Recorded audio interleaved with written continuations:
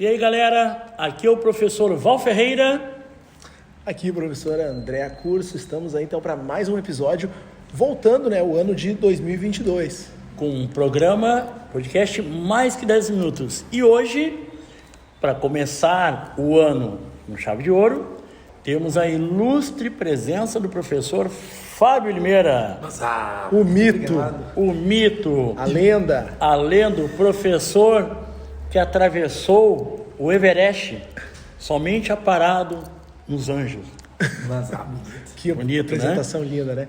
Bom, quem nos acompanha há mais tempo já viu o Fabinho em outros momentos e hoje a gente trouxe ele para um assunto bem pertinente para a época. Para a época, né? Para o momento atual, que é justamente a questão da Ucrânia e a questão da guerra com a Rússia. Porque se tem um assunto que envolve política, geografia, é esse, né? E o Fabinho está aqui para nos ajudar. Fábio, o que a gente consegue traçar da parte da geografia política na questão da Ucrânia e da Rússia? Eu gosto muito de um autor chamado Viktor Frankl, que diz, que todo reducionismo é subhumano. Então, acho que é importante, quando a gente pensa num conflito, trazer um pouco de uma cadeira de geopolítica que tinha lá na universidade, que dizia que existem vários autores da geopolítica, existem várias cosmovisões, e quando aqui a gente aborda apenas um aspecto de um conflito, a gente pode parecer para o público que, por que ele não enxergou a outra parte? Então eu acho que é importante primeiro contextualizar isso, dizer que existem autores que vão olhar para um determinado conflito e dizer, os conflitos atuais são conflitos militares, onde eles buscam uma disputa de poder. Outros vão dizer, não, tudo que é conflito é, em geral, conflito econômico. E outros vão dizer, o conflito pode ser, existe um autor que fala sobre guerra das civilizações, o choque das civilizações, que é choque de culturas querendo se sobressair sobre culturas. Então, é fato que quando a gente aqui, em alguns minutos, apresente algumas características do caso da Ucrânia, a gente não vai contemplar o que todos os autores geopolíticos dizem, Porque eu acredito sim que, sobretudo, o caso da Ucrânia, ele tem questões econômicas. Pode ser que sim, a gente observa a Rússia. A Rússia é um dos países do BRICS. Para quem não sabe o que é BRICS, é um termo que surge lá em 2005. Não é eu já fui muito na redenção domingo, não é o BRICS, BRICS a redenção? Quase. Não é isso? É quase. O que parecido, é isso? né? Então explica Então, o BRICS é um grupo de países denominados que começaram a crescer muito. São eles B de Brasil, Rússia, Índia, China e África do Sul, o BRICS. Então esses países BRICS, eles cresceram muito. E a Rússia, a gente podia falar de todos eles, mas vamos falar só da Rússia, em função também do tempo. E aí a Rússia, ela é um país que cresce em função, sobretudo, da fontes de energia. Alguns vão dizer, será que eles estão descobrindo gás e petróleo, a reviria, tudo de uma vez só? Ou será que eles já tinham isso para um tempo de crise? Isso é o de menos. O importante é que eles crescem muito em termos de fontes de energia. Então, e essa característica, e a passagem do gás na Ucrânia, indo em direção à Europa, tudo isso existe. Mas existe também outros aspectos, talvez, que a gente olha pela internet, são curiosos e que também trazem algumas relações que eu acho que é importante a gente trazer aqui. Como, por exemplo, o Putin, ele é de uma família que tinha forte ligação com Stalin. O avô dele era cozinheiro de Stalin. Além disso, se fala de a KGB, da sua influência na KGB. Então, quando a gente olha para o Putin, a gente diz, possivelmente tudo é possível. Ele pode ter tido influência da visão expansionista de Stalin também. Então, a gente pode pensar nesse conflito como uma expansão de poder. Então, Fabinho, quer dizer que vai muito além da questão simplesmente territorial. Isso. É um conflito que envolve história, política, questão energética e territorial. Então, vai muito além de uma questão única, de um ponto, tipo, a Rússia quer de volta o território. Não é exatamente só essa questão. Até porque, segundo algumas linhas, o negócio é mais complicado que isso. Por exemplo, na época de Stalin, por que a gente voltou lá? Existia um processo chamado russificação. Stalin sabia que em algum momento essas repúblicas podiam conseguir a independência. Então o que ele faz? Ele começa a incentivar russo né, para se espalhar pela Ucrânia, por todas essas regiões. É uma visão de um expansionismo não só territorial, mas ideológico. Se um dia esse país for independente, pelo menos lá tem russo, de certa forma tem uma ligação. E aí alguns até defendem a ideia de que acabou a ex-União Soviética, mas em 1991 nós temos a criação da Comunidade dos Estados Independentes, que de certa forma é o quê? É uma organização internacional que uma organização internacional que se caracteriza pelo auxílio militar e econômico com liderança da Rússia. Então, tu pode não ter a terra, mas de certa forma a influência econômica, militar, continua existindo. Tá entendendo? Claro. Então, por isso que eu quis até resgatar essa característica aí de Stalin quanto a isso. E eu acho que é interessante também nessa disputa, né, a gente trazer uma coisa que me incomoda, né, nem perguntei a opinião de vocês quanto a isso, mas me incomoda na mídia aberta, né, porque muitas vezes eu escutei na mídia aberta um assunto relacionado assim, essa guerra não planejada, essa guerra não provocada, a guerra de Putin, a guerra não provocada, a guerra de Putin, e o canal aberto está falando isso o tempo todo, né? Eu fui almoçar com os meus poucos filhos, meus 4 filhos e minha esposa, num restaurante, e lá se repetiu isso em menos de 1 minuto várias vezes. Há uma semana antes de estourar o conflito, eu recebia num grupo de professores de geografia do Brasil inteiro, que a gente até deu uma aula pré-ENEM uma vez sobre isso, se reuniram os grupos, né, deboches de que os Estados Unidos, né, e o Zelensky lá estavam lá, vai estourar a guerra, a Rússia vai invadir. Pode ser que a Rússia já tinha essa intenção mesmo, né, mas que há uma provocação por parte do presidente da Ucrânia, por parte do Biden, presidente dos Estados Unidos, também tem. E a gente vai dizer, mas o que tem a ver eles provocarem uma guerra?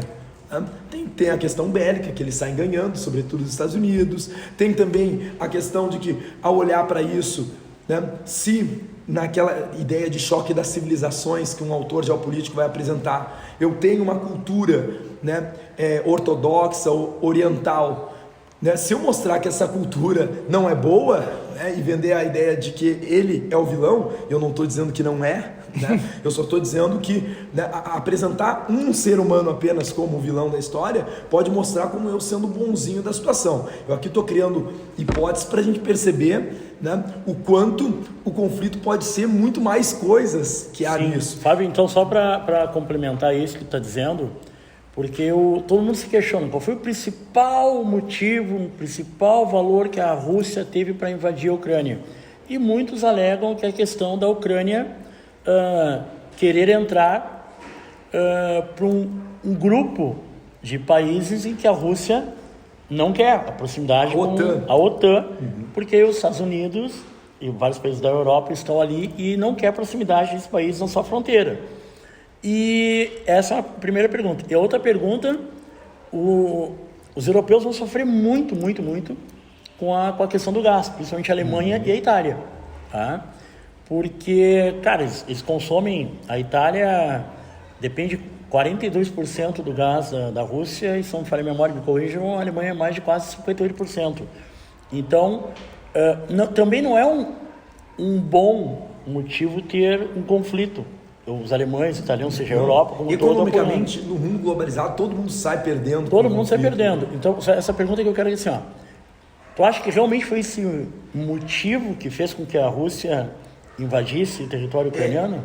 Justamente, por isso que eu quis fazer aquele resgate, porque eu me lembro que quando lá em 2003 se falava do conflito do Iraque, sem querer fugir, se falava muito, o conflito por causa do petróleo. Será que o conflito foi só por causa do petróleo? Ou se a gente olhar para a história, que eu até comentava hoje com vocês, mas se a gente olhar para a história, tinha uma rixa da família Bush, né, com a questão do Saddam Hussein. Então as coisas são muito mais complexas do que é só... Então eu não consigo olhar para o caso da Ucrânia apenas para o aspecto econômico, que muito se sabe dessa questão, né, da dependência cada vez maior da Europa em relação à questão do gás que passa pela Ucrânia, mas que vem da Rússia. Então isso é muito claro para todo mundo, só que o que não é claro, e aí eu tenho alguns fundamentos para achar que tem alguma coisa por aí, Porque eu estava vendo algumas mensagens de no Instagram de pessoas que vinham lá ou estão morando próximo à Ucrânia e que eles comentam o seguinte: existe um lado obscuro.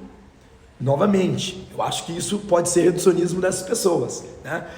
Só que a pessoa escrevia assim: existe um lado obscuro e esse lado não é de Putin.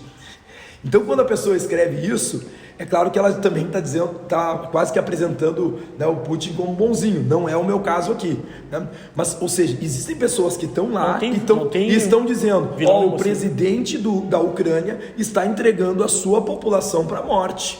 Tá? E o que está acontecendo por causa disso? Será que é por questões econômicas apenas? Né? Será que não existe também uma ligação maior? São opções, uma ligação maior, né, dele com outros líderes mundiais, como dos Estados Unidos, que tem uma intenção de mostrar a Rússia como vilã da história, quase como uma antiga Guerra Fria que possa não ter terminado? Isso são possibilidades que existem e a gente não pode negar, né? E tem autores geopolíticos que vão trabalhar com essa ideia, ou seja, a guerra das civilizações, a guerra das culturas, que eu acho que me parece que traz mais lógica, né, do que simplesmente ficar só numa visão econômica, que, como o Val disse, brilhante professor, né, obrigado. Parece que nós reduzimos, né? Então eu não quero, né, nem aqui parecer que eu estou reduzindo numa visão geopolítica onde eu acho que é só um lado, e nem também reducionista de forma de dizer: não, o mal da história é esse e esse é o bonzinho. Não, as coisas de geopolítica hoje em dia estão muito mais complicadas do que isso para a gente defender um lado. Eu me lembro, voltando à questão do Iraque, que me chamava muito a atenção quando eu comecei a dar aula em 2001, que os alunos em 2013 diziam assim: eu sou a favor do Bush, eu sou a favor do Saddam Hussein. Há 3 anos antes, né, 2 anos antes do Saddam Hussein, né, ser condenado, Saddam Hussein era visto como um ditador que matava curdos naquela região do Iraque, lá explodia a cabeça de criancinha, né, e aí depois foi invadido pelos Estados Unidos. E aí agora, eu sou a favor. Tu não precisa ser a favor do Saddam Hussein, né? E aí entra num aspecto particular, eu sou contra a pena de morte, mas daí até dizer que o Saddam Hussein, né, é bonzinho, ou que Osama Bin Laden, ele é um cara legal, existe uma complexidade muito maior. Tá, Fábio, só para agora então, rapidamente aqui, algumas perguntinhas aqui. Perguntas dos nossos brilhantes colaboradores. Hoje acho que vem um famoso aí. Vem um famoso. Então tem uma pergunta importante aqui do Maurício Vaz. Maurício Vaz está perguntando. Pergunta para o Fábio se existe a possibilidade de a guerra se alastrar mundialmente e termos a Terceira Guerra Mundial. O que o senhor acha, professor Fábio? Brilhante pergunta, Maurício Vaz. Sempre participativo aqui nos nossos podcasts. Muito bem. A possibilidade sempre existe, né? Eu acho que... Uma guerra nuclear, tu acha que pode rolar? Não, acredito que não. Como eu disse, a questão econômica preocupa tantos países que eles vão até um ponto de que isso se a gente for ver, é tudo muito complexo. Eu respondo a tua pergunta pensando em outras coisas, né? Por exemplo, a Coreia do Norte vai lá e ameaça em 2017 os Estados Unidos. Os Estados Unidos não soltou uma bomba na Coreia do Norte, ele solta uma bomba na Síria, né?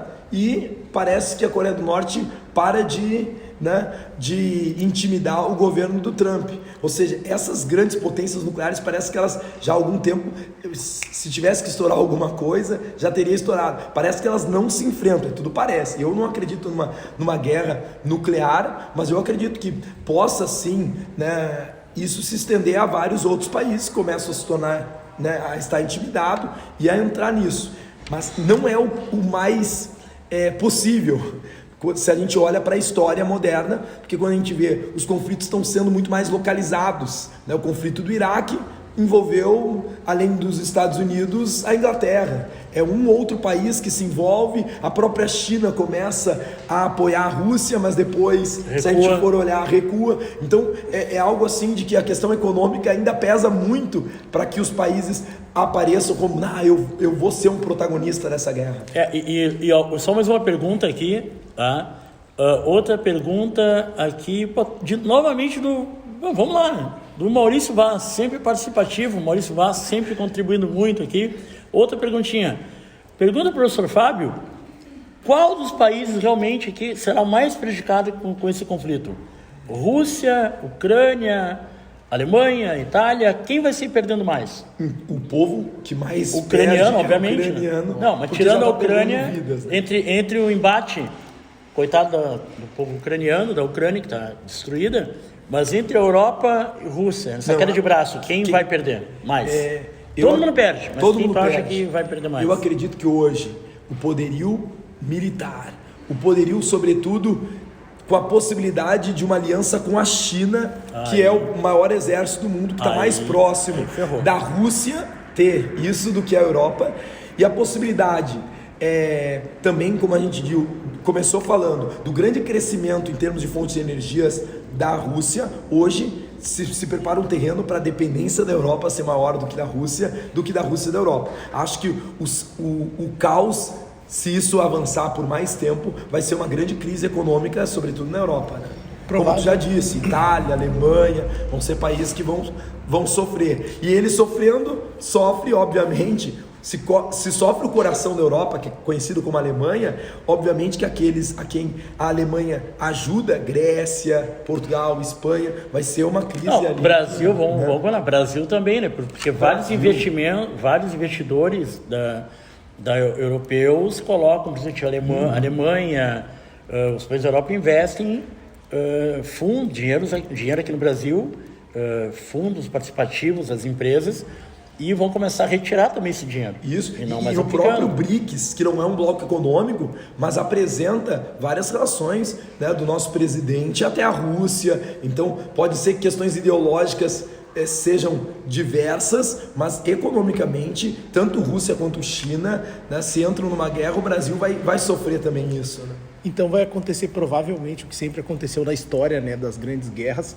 A explicação real vem quando ela acabar. Isso, né? isso vai mesmo. acontecer como sempre aconteceu na história. A gente só vai ter as certezas reais de todos os motivos quando acabar. Para a gente e a poder, história no final ser da história, contada. não dizer, é a guerra do petróleo. É a guerra. Não, até porque tem muita coisa ainda a ser desvendado nessa história, né?